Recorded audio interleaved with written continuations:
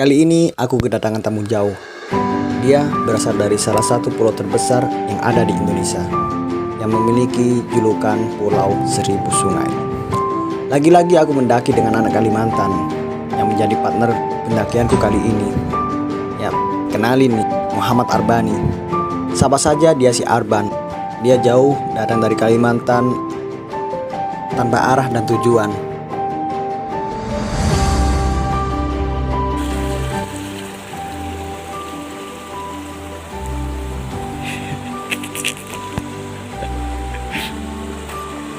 Tutup ban. Entah apa yang ada di benak pikiran si Arban. Tiba-tiba dia memintaku untuk menemani mendaki ke Gunung Argopuro, gunung dengan trek terpanjang yang ada di Pulau Jawa, yang memiliki 3 puncak dan sekitar 14 savana yang akan kita lalui. Kelebatan sebuah bukit yang indah nek pulau panjenengan berdiri ningali panoramane ngalahaken Songgoriti kali Panderman iki. Ikutan Yordania.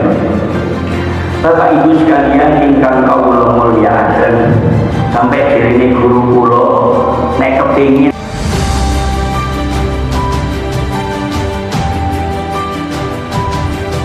Kenapa aku bisa tahu? Karena di tahun 2019 aku pernah kesini dan bertemu dengan rombongan anak Kalimantan yang berjumlahkan 3 orang, Bang Dudin, Bang Aan, dan Bang Bii. Dan partnerku sendiri adalah seorang wanita yang berasal dari keturunan Setiahawa, dan sekarang dia sudah menjadi seorang ibu yang memiliki anak dan menikah dengan pemuda Batam. Dan kalau aku sendiri, ya beginilah, seperti yang kalian lihat dan seperti apa yang kalian harapkan. Kebahagiaan bukan tentang apa yang kita punya, tapi kebahagiaan selalu mensyukuri apa yang ada. Berasa seperti bernostalgia. Semua keadaan di sini pun tetap sama, tidak ada yang berbeda. Dan lagi, aku mendaki di sini hanya berdua. Yang lebih spesialnya di saat ini bulan Ramadan, yang dimana kaum muslimin menjalankan ibadah puasa.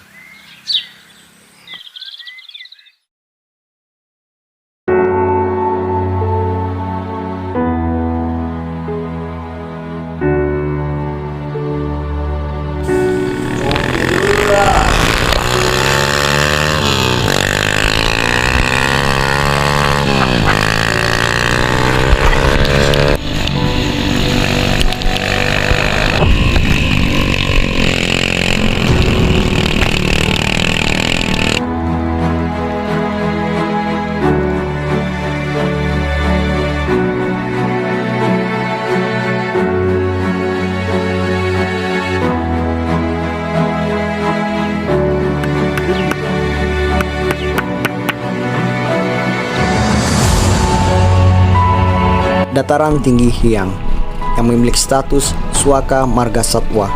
Kenapa Argopuro beda dari gunung-gunung yang lain yang memiliki status Taman Nasional?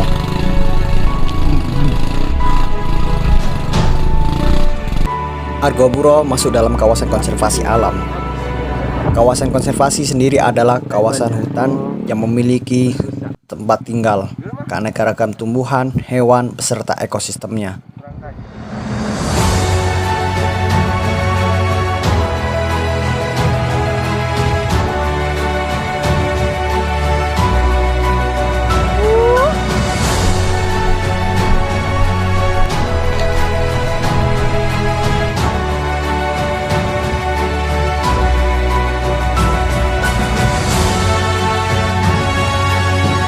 Terlahir dari secuil tanah surga yang kaya akan segalanya, beraneka ragam adat budaya, beribu kepulauan, serta jajaran gunung yang gak ada habisnya untuk kita ekspos.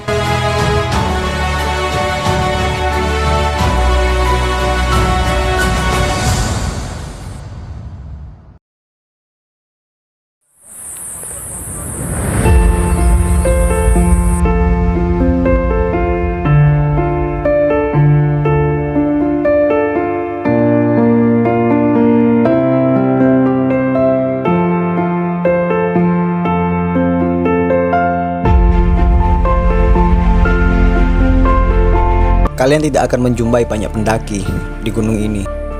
Sebab selain dibutuhkan banyak waktu, Argopuro masih jarang sekali pendaki yang tahu, apalagi untuk pemula.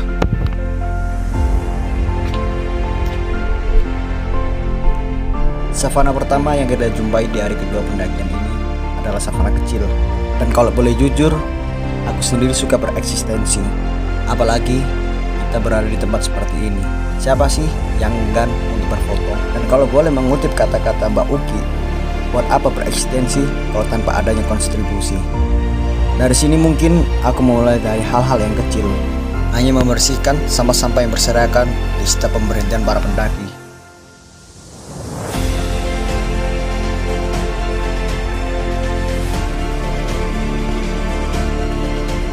Seperti yang kalian lihat, kami keluar masuk hutan dan melewati beberapa savana untuk sampai ke Cikasur, tempat tujuan kita mendirikan tenda di hari selanjutnya. Dan ingat, kita belum sampai Cikasur. Masih banyak savana yang akan kita lewati selepas kita melewati Cikasur.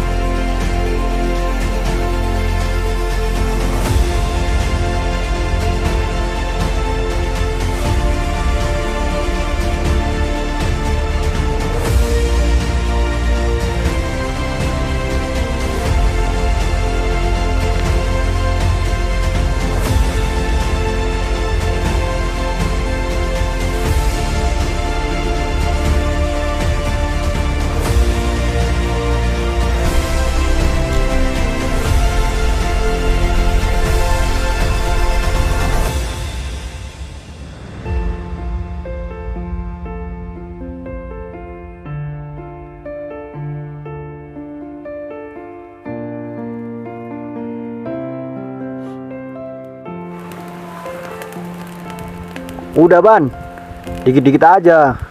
Kasih kayu. Hari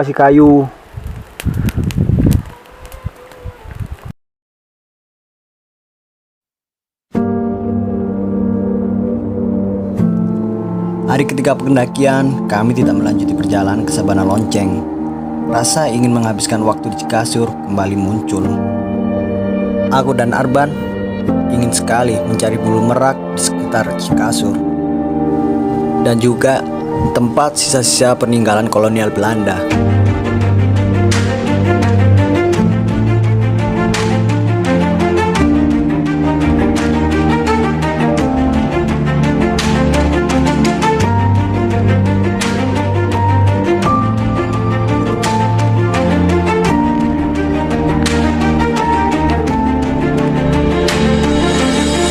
Sedikit cerita untuk Cikasur. Kata penduduk lokal, dulunya Cikasur adalah landasan terbang, dan dulu sempat ada tragedi di Sungai Kolbu di zaman kolonial Belanda. Sengaja tidak aku ceritakan secara detail kronologi tersebut, supaya kalian dapat mengunjungi dan mencari sumber cerita dari warga lokal untuk menambahkan pengetahuan dan wawasan kalian sendiri. Menarik bukan?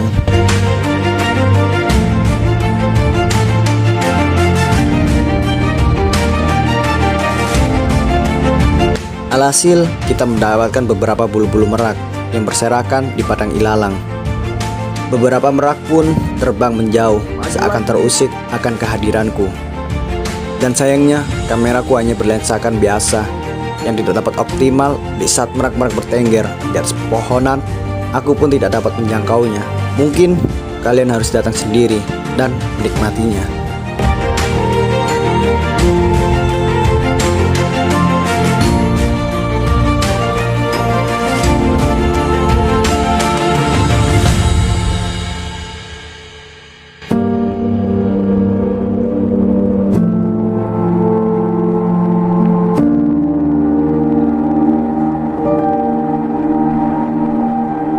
Hujan sempat mengguyur kami di saat kami berjalan di tengah-tengah padang savana. Dan alhasil aku pun kedinginan karena semua pakaian yang basah karena setetes air hujan yang selalu berupaya masuk melalui lubang-lubang jas hujanku yang bolong.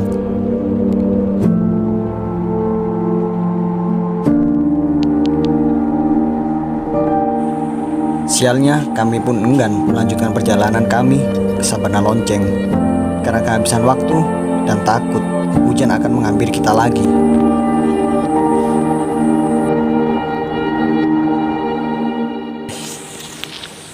Ngapain bang? Jualan buat oleh-oleh lah buat emak. Sayang emak kan. Buat adik-adik di rumah nih makan.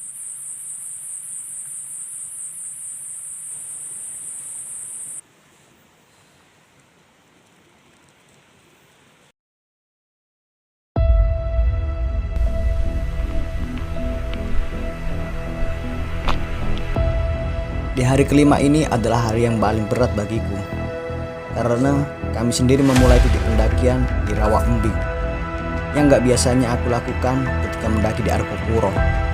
Tapi aku sendiri yakin di balik kerja keras selalu ada hasil yang maksimal.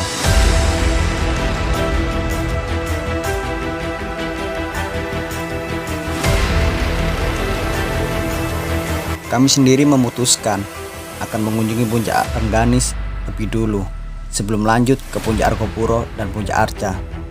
Dan konon cerita dari masyarakat yang beredar, dahulunya di sini adalah tempat persinggahan Dewi Rengganis, anak dari Pangeran Brawijaya Kerajaan Majapahit.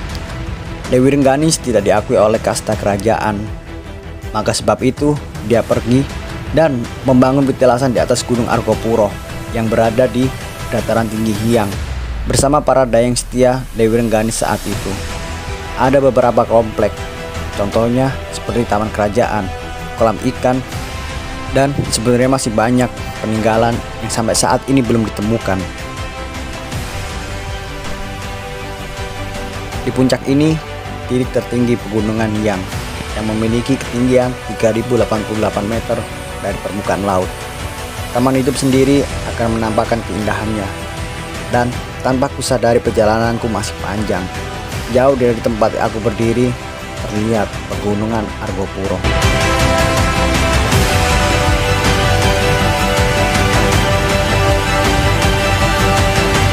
Tidak membutuhkan waktu lama, kami pun sampai di Puncak Arca. Sesuai dengan namanya, Arca. Tidak jauh dari tempat bendera kami singgahi terdapat sebuah patung yang sudah tak berbentuk, sedikit hancur karena iklim dan waktu. Dan patung ini ada sangkut pautnya dengan Dewi Rengganis.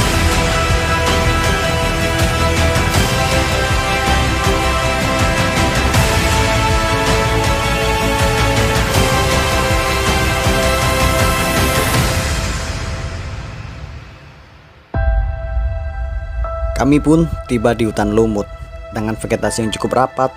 Sinar mentari pun susah untuk tembus ke tanah.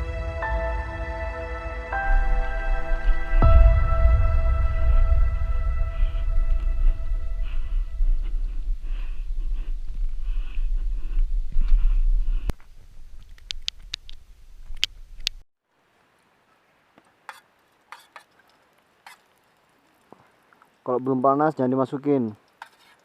Tunggu sampai kretek-kretek.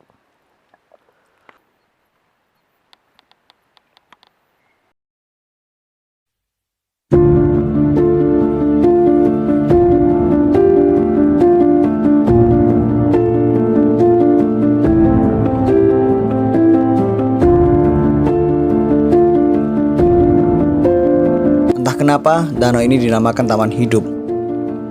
Dan kalau kata penduduk lokal, taman hidup ini diambil berdasarkan danau yang seakan-akan ada kehidupan dari dunia sebelah.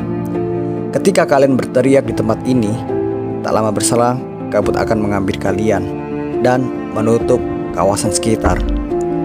Dan itulah sedikit mitos seputar taman hidup, mengapa danau ini dinamakannya. Walaupun dengan begitu, saran dari aku sendiri, janganlah kalian berteriak-teriak dimanapun kalian berada, dan juga tetap jaga adab dan kesopanan selagi kita bertamu dimanapun kalian berada. Imam Syafi'i pernah berkata, "Ma fil muqami lidhi aklin wa adab, min rohatin fada'il auton waqtarib." Tidak ada istilah diam dan santai bagi orang yang memiliki akal dan adab. Maka tinggalkanlah kampung halaman dan merantaulah.